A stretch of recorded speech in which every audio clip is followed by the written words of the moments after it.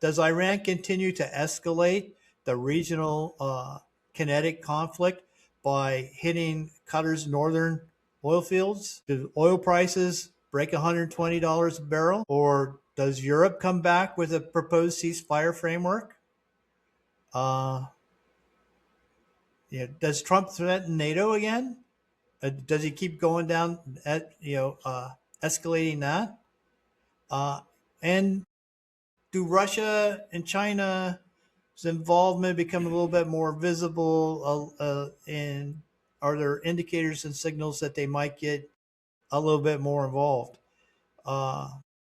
Any or all of those things could happen. Yeah, right. I think the main one to look at, in my mind, well, the two things I'd look at. I don't know if Iran will attack Qatar, but I think they'll continue a low level, maybe not further escalation, but they will continue to strike targets in the Gulf states, especially oil facilities, tankers trying to go through the strait, and maybe desalination plants.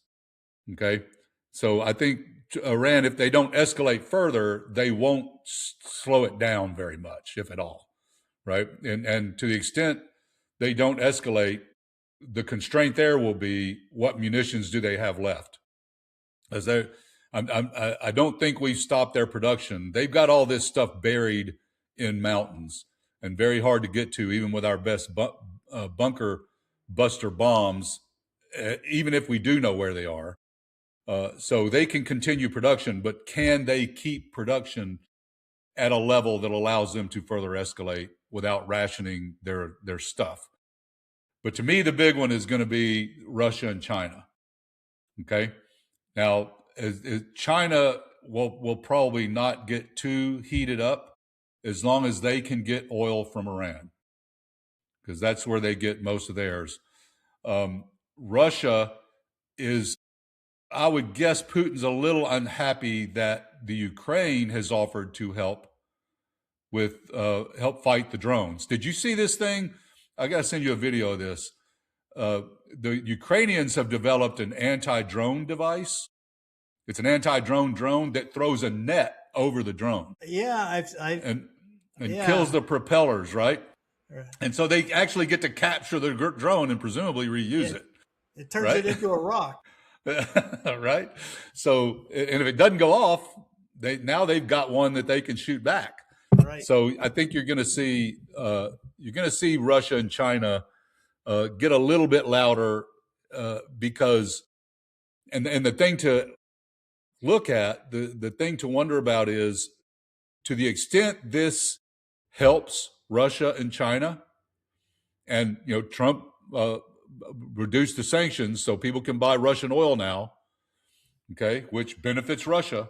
So as long as this keeps Russian oil on the market, Russia benefits from keeping this thing going for months, right?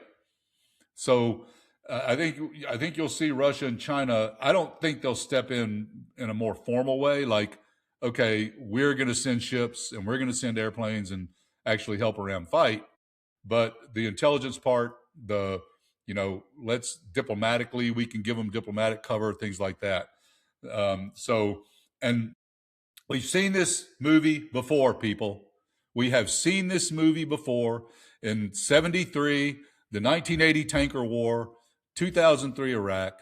It's devastating to the global economy. It makes everything more expensive: food, clothing, airline tickets, housing, construction. Everything depends on petroleum.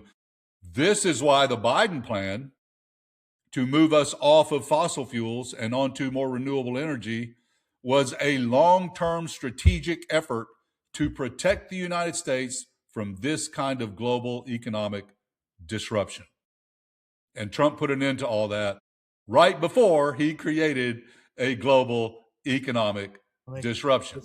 So right back to, back at the other side of that circle where we talked about Trump being, and his administration, having no competence of any kind. They're amateurs. They don't know what they're doing, and they're making a huge mess of this, getting us into a very expensive bind with no clear way out of the maze.